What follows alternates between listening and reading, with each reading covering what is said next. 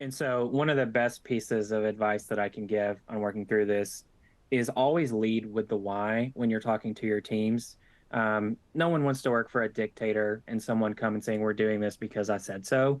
Like, lead it with the why, like having involvement from your teams, excitement from your teams to understand the value is so, so important to be able to like do successful big projects, successful migrations. Like, you need them to have the buy-in for it. So yeah, always lead with the why as opposed to just coming out and saying we're going to do this because we're going to do this because that's typically where things I've seen things go off the rails.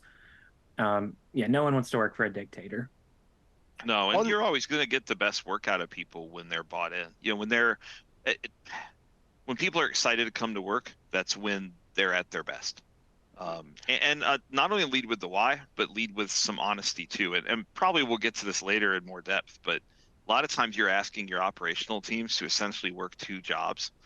They have to keep the lights on for the current environment while designing the new one and not impacting the Yeah. old one. So, not only with that why, but being honest up front on what the requirements are going in terms of running things concurrently. And do you need help?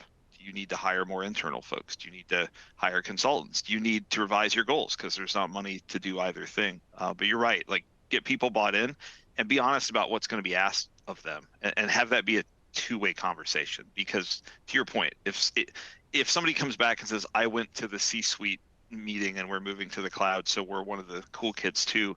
And oh, by the way, I'm going to ask all of you to work 80 hours a week for the next 6 months."